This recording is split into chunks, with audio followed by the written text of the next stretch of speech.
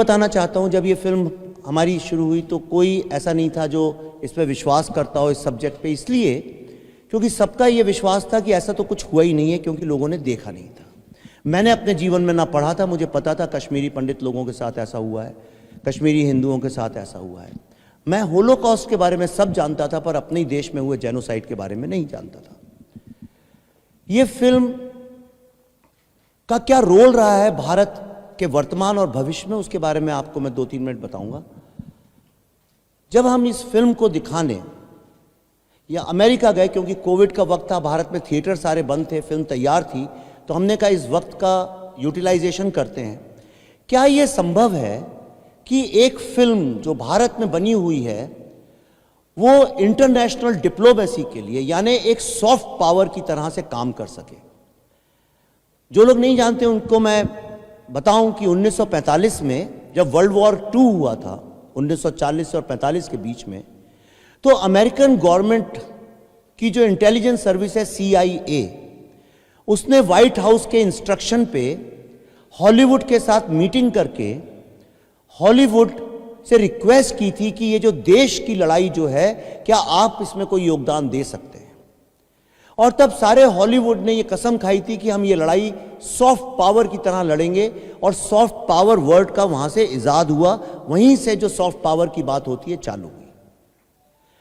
हमारी film industry Bharat की महान सभ्यता, संस्कृति और हमारी एकता, डाइवर्सिटी को, हालांकि हमारी कई तमाम फिल्मों ने उसके बारे में जिक्र किया है, उसको हाईलाइट किया है, लेकिन एक फिल्म भारत के विरुद्ध आज जो युद्ध चल रहा है, भारत एकमात्र ऐसा राष्ट्र है आज पूरे विश्व में जिसकी ताकत का अंदाजा विश्व को लग चुका है। और आप जानते हैं कॉम्पिटिटिव मार्केट में कोई नहीं चाहता कि दूसरा मार्केट खड़ा हो, दूसरी सभ्यता, दूसरी संस्कृति उनसे ज्यादा बलवान हो। इसीलिए भारत पे लगातार तरह तरह के अटैक किए जाते रहे, खास तौर पे कश्मीर का मुद्दा। जब मैं 2018-19 में जब अमेरिका का दौरा कर रहा था इसी फिल्म के इंटरव्यूज के लिए, तो वहां पे मुझे न्यूयॉर्क में टाइम्स स्क्वायर में एक बहुत बड़ी, विश्व की सबसे विशाल, प्रतिष्ठित और सबसे एक्सपेंसिव एक होर्डिंग लगी थी फ्री कश्मीर के ऊपर, और उसमें कई सारे भारतीय लोगों के बच्चों ने भी चंदा दिया था, फाइनेंशियली कंट्रीब्यूट किया था। एक न्यूयॉर्क एयरपोर्ट के बाहर लगी थी। अमेरिका में एक बहुत बड़ी कैंपेन चलाई गई थी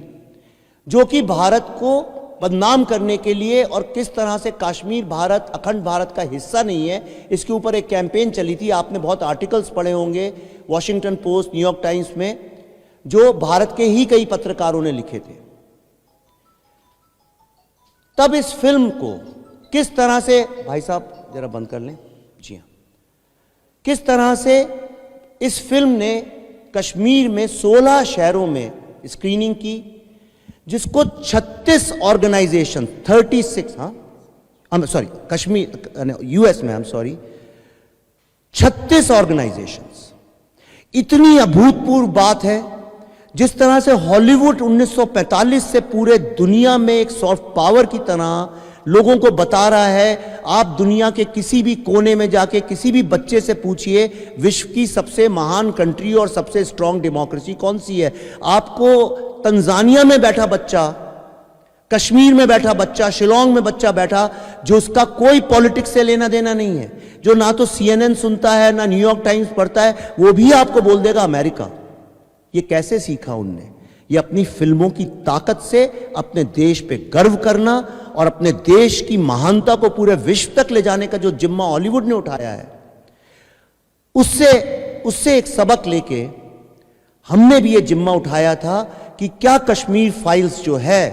विश्व में एक डिप्लोमेटिक भारत का सॉफ्ट पावर बन के जा सकती है कि नहीं। और इसीलिए एक जिद के तहत हमने इसको अमेरिका में घूम घूम के सब जगह दिखाया, और हमारा फोकस इंडियन लोगों को दिखाना नहीं था, हमारा फोकस था अमेरिकन्स को, ब्लैक्स को, वाइट्स को, हिस्पैनिक्स को, बाकी लोगों तक ये बात पहुंचाना। और मैं आपको बहुत गर्व के साथ एक बात बताना चाहता हूं, वॉशिंगटन DC में इस फिल्म को देखने के बाद कैपिटल हिल, जिसको विश्व की सीट ऑफ डेमोक्रेसी बोलते हैं, टेम्पल ऑफ डेमोक्रेसी बोलते हैं, और माना जाता है विश्व की सबसे स्ट्रांग डेमोक्रेटिक संस्था है जो अमेरिका का पार्लियामेंट है। जो नहीं जानते उनके नॉलेज के लिए, उसको कैपिटल हिल बोलते हैं, जहां वहां सारे उनके सेनेटर्स और कांग्रेसमैन बैठते हैं। वहां पे इस फिल्म के लिए एक कांग्रेशनल रिसेप्शन रखा गया। उसमें वो भी कांग्रेसमैन जो कि Kashmir anti India Kashmir campaign में सॉफ्ट इनडायरेक्टली या डायरेक्टली इन्वॉल्व थे, उनको भी आके अपनी स्पीच में कैपिटल हिल की छत के नीचे कहना पड़ा कि this was not an exodus, this was a genocide. यह एक इतनी बड़ी डिप्लोमेटिक जीत है जिसकी कल्पना आज करना मुश्किल है, पर आपको कुछ सालों में पता चलेगा।